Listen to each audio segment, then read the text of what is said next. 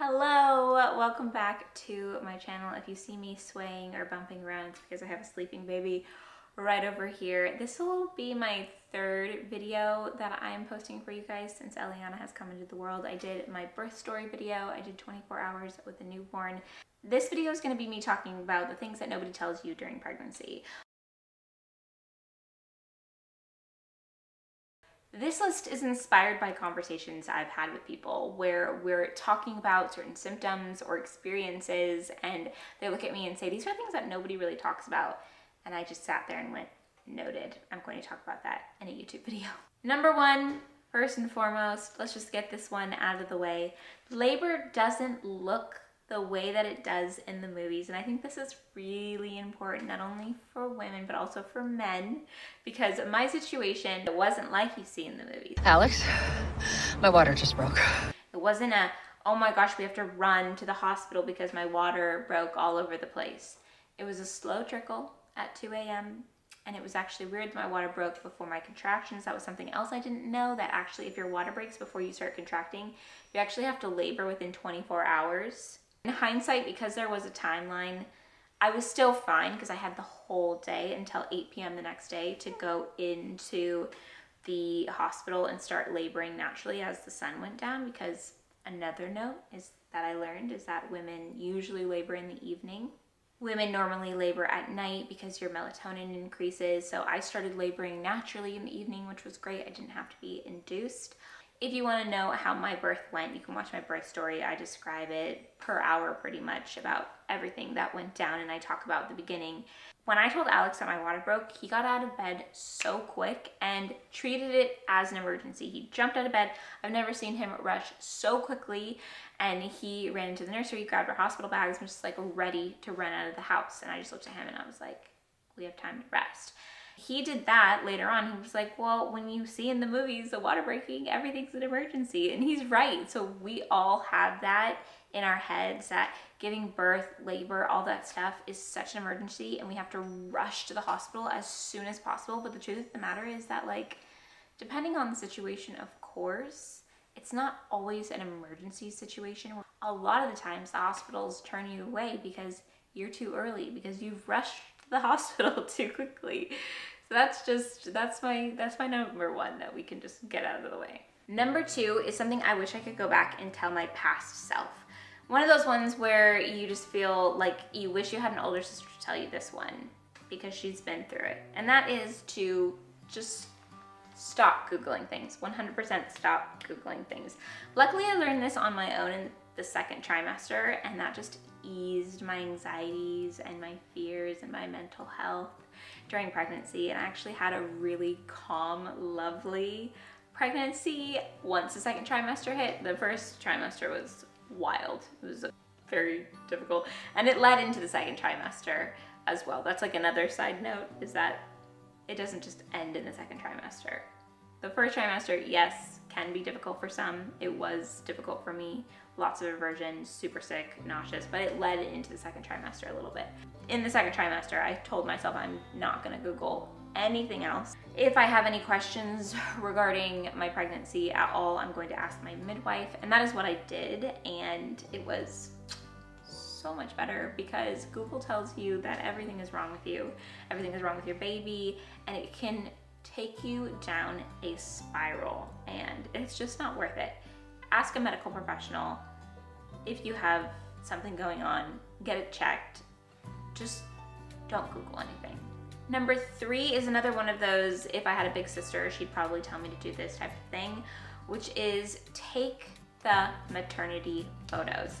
I ended up taking them, and I'm so happy that I did. I debated it, and I remember I was texting with my best friend, and she was like, I never did them, and I wish I did. And I think that that's really common. The more that I've talked to other women, they're like, I never did that, I totally should have.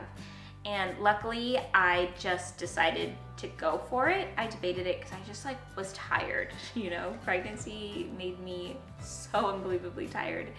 And I just like wasn't feeling myself at the time when I had it set up, and I just didn't feel like it, honestly, but I just made myself do it. And in hindsight, now that I look back on that photos, I'm so glad, especially now that Eliana, my daughter, is here. I love those maternity photos even more because they're so much more meaningful to me, because I know that that's my baby in there, that's Eliana, and then when she grows up, I want to be able to show her those photos of mom pregnant with her, and I think that would be really special. I want to get them printed and put them up in our bedroom because they're just so special, and like I said, they just mean more now that she's here. So go take maternity photos, even if you go and use a self timer and get yourself in a nice little dress or something to just feel good, and take some photos of you feeling good pregnant, as good as you can. You will cherish those photos, I promise you.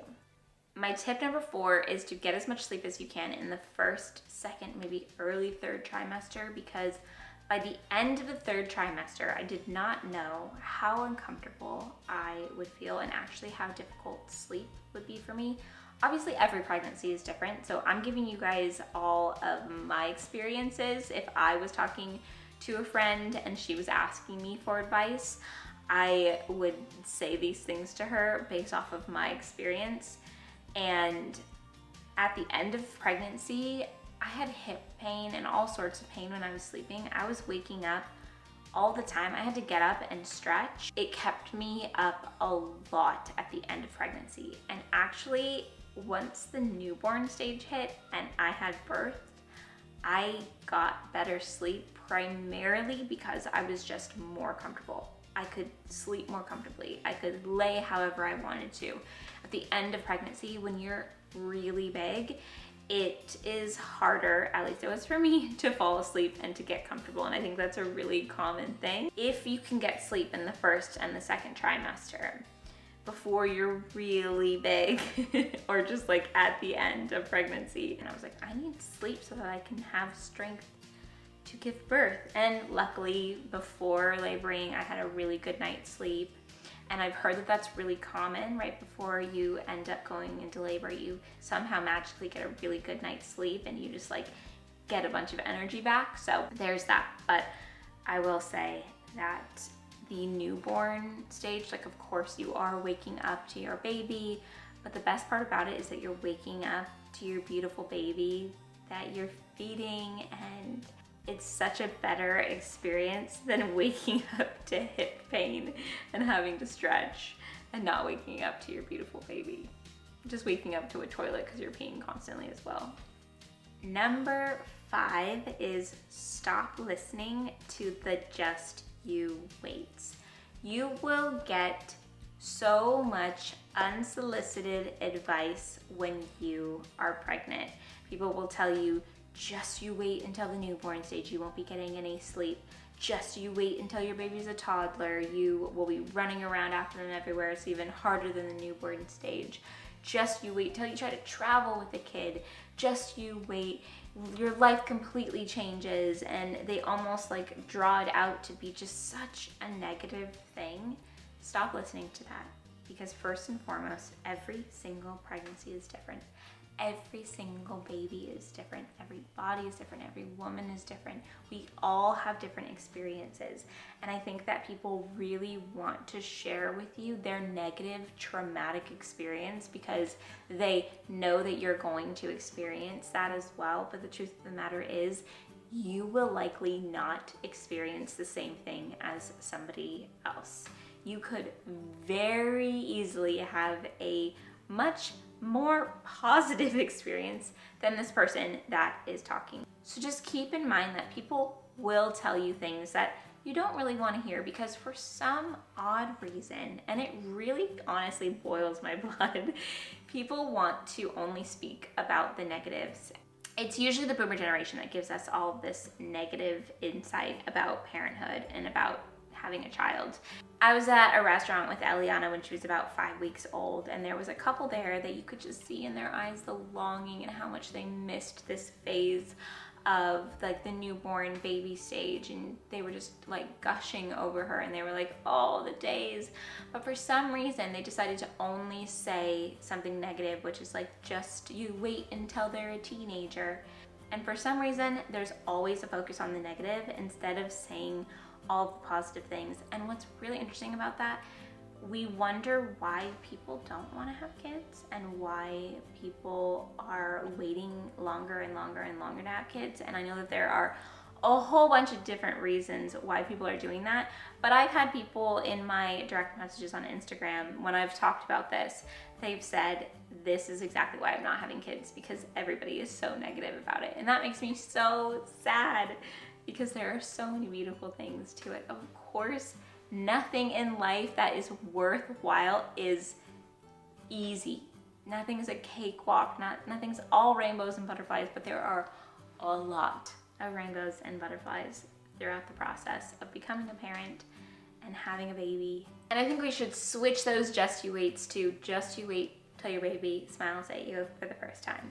Just you wait until you hold those little tiny fingers and they clench around your finger like this. Just you wait until you look at their little toes and give their feet a little kiss. Just you wait until your baby says their first word or laughs for the first time. I think we should be focusing on those just you waits a little bit more. Next is knowing that the level of tiredness during pregnancy was nothing that I had ever imagined. I had no idea how tired you can be during pregnancy. When I look back at how tired I was versus even just the newborn stage, it was like no other. And it makes complete sense because we are building bones and brains and a full-blown human. And I think it's so important to show ourselves grace in pregnancy because I have never experienced a tiredness like pregnancy tiredness. So just be prepared for that. If you are going into pregnancy, you will be tired. You will feel so exhausted on some days. And on some of those days, I was thinking to myself, am I just gonna be tired for the rest of my life? No, you will not. You are building a human being. I promise you will have energy again. This next one is important for me to mention because it's something that I went through, and this is more for somebody who's in the trying to conceive journey of pregnancy. I had somebody tell me that miscarriages were not uncommon, that they were actually really common and normal is what the person said to me. And this was actually my husband's grandmother who has now passed, but she said to me that miscarriages are common when we were talking about trying to conceive. And so when I had a miscarriage, I thought of her, and it made it a little bit less taboo for me because she had said that, and she was somebody who had experienced it herself as well, as I later found out. But I remember thinking of her honestly first and foremost when I was going through it because she had said that to me. And then I started thinking about the other people I knew that had experienced it, but like never really knew what it meant to experience it. But then I knew, and so I was thinking of those people that I knew had gone through that. And that helps really, like, I guess, normalize it for you in a way that you need, at least I needed when I was experiencing it, because it's already so hard to experience that, and you already just immediately feel so alone. But it feels really good to know that you're not alone. Heard that it's gone from like 1 in 4 pregnancies to 1 in 3 pregnancies now end in miscarriage. So if you've gone through it, if you're going through it right now, if you're in the trying to conceive journey, just know that if that ends up happening to you, or if you've experienced it, or you are experiencing it now, you are not alone in it. I experienced it, and I plan on sharing our journey very soon. I believe we're bringing Soul Sugar Podcast back, and I'm just kind of waiting for that platform and kind of like that longer conversation to go into all of that. You just have to bear with me and be patient in this season because I do have an 8-week-old, so I'm just like figuring out how everything works. She's being lovely right now. She's been sleeping this entire video, so that is great. Next one has to do with postpartum, and that is to prepare for your own needs as well as babies, because I think right before baby comes, we're doing everything for baby, the nursery, making sure we have everything, but we need to prep for postpartum. I was so happy with myself that I made a little postpartum 3-tiered cart. And one might have looked at that prior and been like, it's a bit excessive. But I was so happy with myself that I over-prepared. The Virgo in me always does. And I had a 3-tiered postpartum cart that was just organized to the nines with everything I could have possibly needed during postpartum. And I was so glad that I did, because I didn't have to go run out and get whatever I needed, like pads or this and that. We live in the countryside, so it's not as easy for us to just like get Amazon the next day. So I needed to definitely be super prepared to have whatever I needed here at home, so that I didn't have to run out, or I didn't have to send my husband out to go get everything that I needed. And also, you know, Amazon doesn't come right that second. So if you need a pad, or if you need witch hazel, or you need some pain relief or something like that, you're gonna need it in that moment. So just make sure that you are prepared as much as you can for your needs postpartum, and just kind of over prepare yourself, because you never know what you're going to be experiencing. This is another side note tip. Definitely drink lots of water and see if you can get any pregnancy safe stool softeners, because this should be its own section. It is not as easy to move digestively in pregnancy or post-birth, and I had some seriously difficult situations.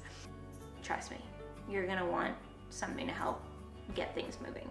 This is so lovely to just sit down with you guys with my little sleeping baby and my iced matcha and chat with you guys about just being a new mom. This is the phase in the chapter that I'm in right now, and it's what really inspires me right now. My channel has evolved so many different times throughout the years. There has been so many different evolutions, and I could go through them all right now, but I'm really not going to do that. But I can see them, and I think it's been a really great evolution. And I'm realizing now, as I post more new mom content, that a lot of you guys are in the same chapter or have already gone through this chapter. So this is the stuff that I'm going to be posting right now. And honestly, based off of the last 2 videos that I've posted, I've gotten a lot of feedback from you guys, and it's really what you're wanting to see as well. So this is definitely the chapter I'm going to be moving into, but also sharing a lot of like homesteading, gardening, recipes, and stuff like that as well. That's all gonna come through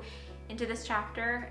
Right now, this conversation and things like this are really inspiring to me. The scrunch, the scrunch. How much longer are you gonna do this scrunch for? She's 2 months now. And she's still scrunching. I want her to scrunch forever. I want you to do the newborn scrunch forever.